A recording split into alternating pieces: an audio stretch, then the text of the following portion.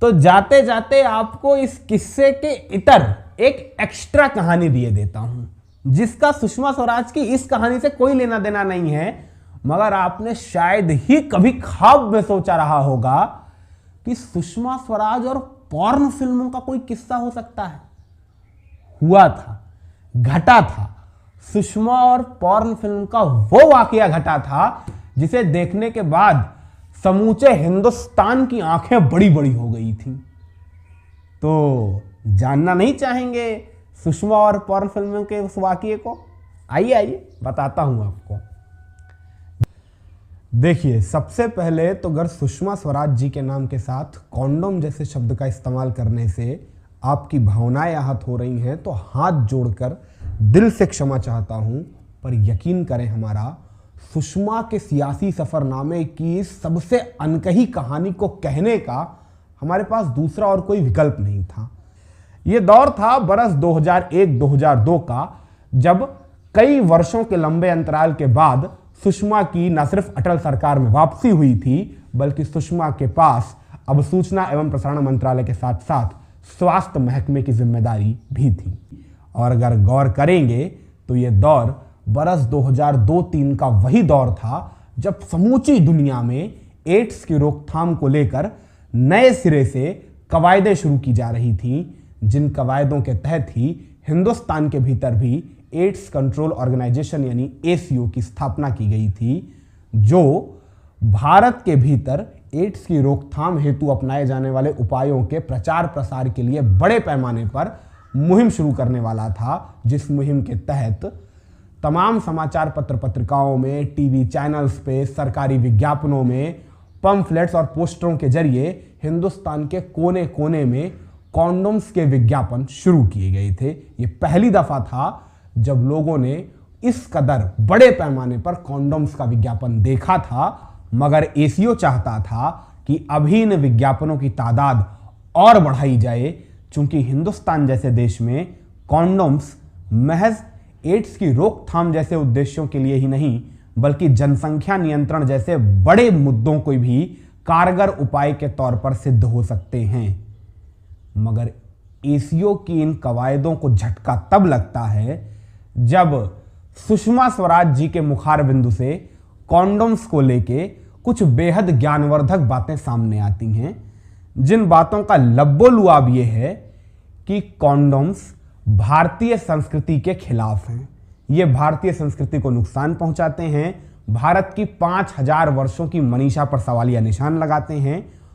इनके उपयोग से भारत के भीतर एक संस्कार रहित समाज की निर्मिति होती है, इसीलिए कॉन्डोम्स के प्रचार प्रसार का कोई औचित्य ही नहीं है। भारत जनसंख्या नियंत्रण हो या एड्स की रोकथाम, ऐसे तमाम लक्ष्यों की प्राप्ति आत्मनियंत्रण जैसे उपायों से कर सकता है। अगर घोर आश्चर्य हो रहा हो सुषमा के इन बयानों पर, तो अभी जरा ठहर जाइए, क्योंकि समूचे हिंदुस्तान के अचरज की सीमाओं के बांध तो टूट गए तब जब सुषमा स्वराज जी के द्वारा कॉन्डोम्स के विज्ञापनों पर पाबंदी की सिफारिश केंद्र सरकार की ओर कर दी गई, और जिसके बाद केंद्र सरकार के द्वारा अटल बिहारी वाजपेयी की सरकार के द्वारा कॉन्डोम्स के विज्ञापनों पर पाबंदी लगा दी गई।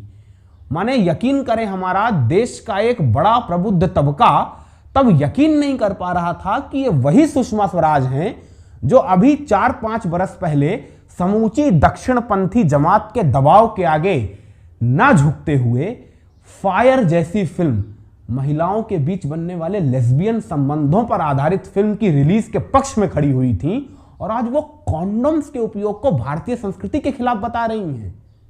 दरअसल उन बेचारों को इल्हाम नहीं था ना कि असल में सुषमा के कॉन्डोम्स के खिलाफ लिए गए ऐसे फैसले महज और महज सुषमा की उस सियासी कवायद का हिस्सा भर हैं, जिस कवायद के तहत सुषमा अपने उस दूरगामी सियासी मुनाफे को हासिल करना चाहती थी। किस दूरगामी सियासी मुनाफे को? पूरी क्रोनोलॉजी समझिए आराम से। दरअसल अगर सुषमा के सियासी सफरनामे पर एक नजर दौड़ाएंगे तो आपको यह इल्हाम हो जाएगा कि सुषमा की सियासी ट्रेनिंग में जितनी अहम भूमिका राष्ट्रीय स्वयंसेवक संघ और दक्षिणपंथी बिरादरी ने निभाई है, उतनी ही अहम भूमिका जॉर्ज फर्नांडिस जैसे समाजवादी गुट के नेताओं ने निभाई थी। यही वजह थी कि सुषमा की तासीर खाटी दक्षिणपंथी परंपरावादी संघी नेत्री की नहीं थी। सुषमा उमा सरीखी नहीं थी।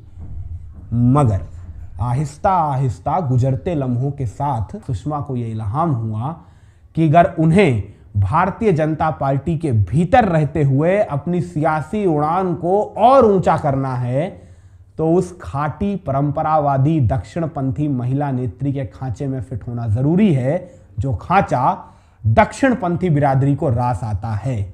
और उसी खांचे में फिट होने के प्रकल्पों में एक प्रकल्प था कॉन्डोम्स के खिलाफ लिया गया सुषमा का यह फैसला। क्योंकि बरस 2000 से लेकर 2004 तक सुषमा ने और भी ऐसे कई फैसले लिए थे जिन पर आज आपको हैरत हो सकती है। मसलन सुषमा ने अपने कार्यकाल के दौरान फैशन टीवी नाम के टीवी चैनल को भी बैन कर दिया था, सिर्फ ये कहते हुए कि ये चैनल भारतीय संस्कृति को दूषित करता है, इस पर रैंप पर वॉक करते लड़के लड़कियां भारतीय संस्कारों को नुकसान पहुंचाते हैं। ऐसे फैसलों की और लंबी कतार है, मगर उन पर चर्चा फिर कभी, क्योंकि फिलहाल तो हमें चर्चा करनी है सुषमा और पॉर्न फिल्मों के उस किस्से की जिसका वादा हमने आपसे इस सत्र के प्रीव्यू में किया था। तो यह वाकया भी उसी दौर का है जिस दौर में सुषमा देश के सूचना एवं प्रसारण मंत्रालय की जिम्मेदारी संभाल रही थी। उस दौर में देश के सेंसर बोर्ड के चेयरमैन हुआ करते थे मशहूर निर्माता निर्देशक विजय आनंद, यानी गोल्डी।